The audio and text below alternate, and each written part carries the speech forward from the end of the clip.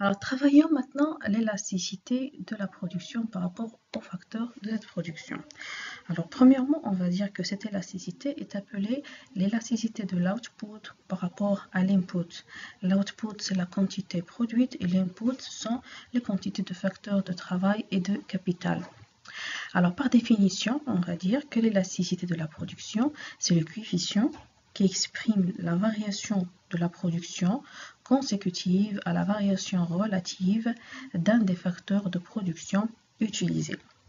Alors, il sera noté, il y a plusieurs formules pour la calculer. On va prendre celle-là par rapport à L, par rapport à K. Donc, l'élasticité de Q par rapport à L, c'est la variation de la quantité sur la quantité sur la variation de L sur L. Donc, c'est la variation de Q sur la variation de L multipliée par L sur K. Par rapport au facteur K, capital, donc l'élasticité de Q par rapport à K, c'est la variation de Q sur la variation de K sur K est égale à la variation de Q sur la variation de K fois K sur Q. Dans le cas d'une fonction de type groupe de glace, on va dire que les élasticités de l'output par rapport à l'input sont exprimées par les exposantes de L et de K. Par exemple, on va prendre le cas d'une fonction K est égal à fois L à la puissance I fois K à la puissance J. Alors, calculons l'élasticité par rapport à L et par rapport à K. Donc, l'élasticité de Q par rapport à L, ce n'est rien que la dérivée première par rapport à L fois L sur Q est égale I fois L à la puissance I moins 1 fois K à la puissance J multiplié par L sur A fois L à la puissance I fois K à la puissance J. Je peux la développer, donc soit I multiplié par A fois L à la puissance I fois K à la puissance J sur A fois L à la puissance I fois K à la puissance J. Je peux simplifier pour obtenir tout simplement le I. La même chose pour le facteur K, je calcule l'élasticité par rapport à K, il va donner J. Alors on va dire, en considérant la formule de la variation de Q sur la variation de L sur L, en termes de pourcentage, on peut dire que I indique la variation en pourcentage de la production lorsque le facteur L varie de 1%. Le même raisonnement est valable pour J. Alors l'élasticité de Q par rapport à K est égale à J. Dans ce cas-là, K varie de I% lorsque K varie de 1%. En effet, I% sur 1% est égal à I.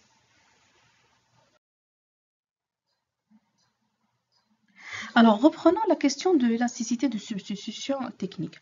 Retenez bien que la notion de la substitution technique, elle est très présente dans la théorie du producteur. Pourquoi? Parce que ce producteur-là, il est toujours dans la réflexion, donc il cherche toujours à remplacer un facteur pour lui qui est devenu plus cher par un autre facteur qui est moins cher. Parce que la rationalité de producteur, c'est de optimiser sa production et de produire avec le coût le moins élevé. Donc produire la quantité la plus élevée avec les charges les plus réduites. Alors, on va supposer la situation suivante. Nous sommes dans une situation d'équilibre. Et on va supposer que le prix d'un facteur de production diminue. Pour revenir à l'équilibre, parce que c'est ça l'objectif du producteur, il devra substituer le facteur qui est devenu moins coûteux à l'autre facteur devenu plus cher jusqu'au moment où il va revenir ou bien retrouver la situation d'équilibre.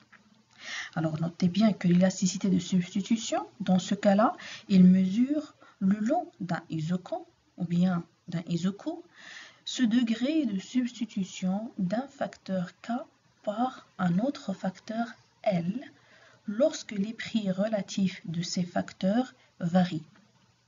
L'élasticité, elle est mesurée ou bien il est donné par la formule suivante, qu'on va noter dorénavant un petit s, donc qui est égal à la variation de L sur K sur L sur K sur la variation du prix de L sur le prix de K sur le prix de L sur le prix de K. Or, on sait très bien que le rapport des prix de L sur prix de K, il n'est rien que le TMS LK. Alors, on peut noter petit s est égal à la variation de L sur K divisé par la variation du TMS LK sur le TMS LK. Alors, par rapport à l'interprétation, ce S-là, il pourra prendre 4 positions. Soit il est négatif. S'il est négatif, il faut conclure que les variations des prix des facteurs, ils se font dans un sens inverse. L'un augmente, l'autre diminue. Alors, je peux dire que la valeur absolue de S, elle varie entre 0 et l'infini. Alors, si l'élasticité est égale à 0, je dois comprendre que les facteurs de production, dans ce cas-là, ils sont complémentaires. Pourquoi? Parce que L sur K, c'est-à-dire la quantité de L sur la quantité de K, elle est constante. Alors, je rappelle là l'exemple qu'on a déjà vu du camion et du chauffeur. Donc, ces deux facteurs-là, ils sont complémentaires. Si j'augmente L, je dois augmenter K obligatoirement. Donc, je ne peux pas augmenter un facteur à la place de l'autre. Bien, je ne peux pas remplacer. Donc, ils sont complémentaires, ils sont complètes. Alors, si S est égal à l'infini, il s'agit essentiellement des facteurs substituables. Dans ce cas-là, c'est le TMS qui est constant. Et pas les quantités de L et de K, mais c'est le TMS LK qui est constant. Donc les facteurs qui sont parfaitement substituables, donc un facteur il est présent, l'autre facteur il sera absent, comme les robots ou bien les travailleurs. Donc si vous avez 10 travailleurs, vous pouvez le remplacer par un robot. Si vous avez 20 travailleurs, vous pouvez remplacer par 2 robots, et ainsi de suite. Donc, si on calcule l'élasticité dans cette situation, pour des facteurs qui sont parfaitement substituables, le S sera égal à l'infini. Dernière interprétation pour S est égal à 1, il s'agit d'une fonction de type coupe de glace, là où vous avez alpha plus bêta est égal à 1. Donc, lorsque les facteurs de production, lorsque je remplace un facteur de production par l'autre, donc le rythme de la production, il va passer par un seul niveau, ce qui traduit une élasticité qui est unitaire.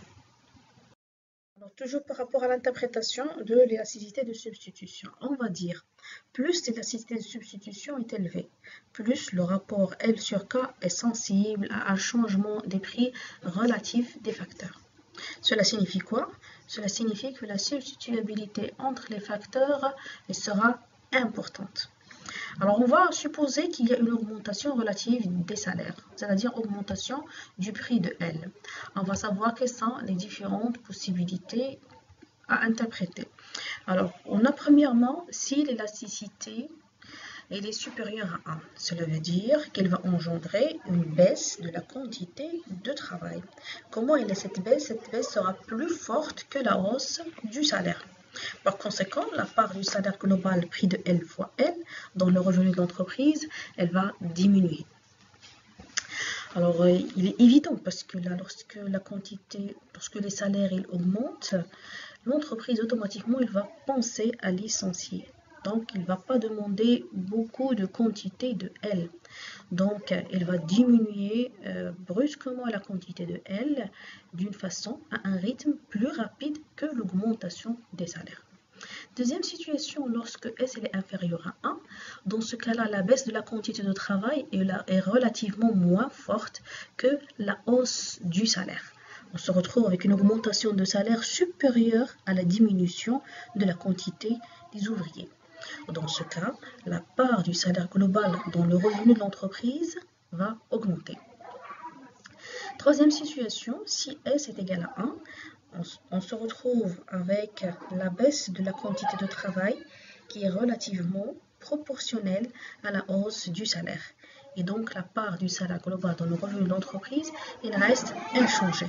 Les deux sens, ils ont le même rythme.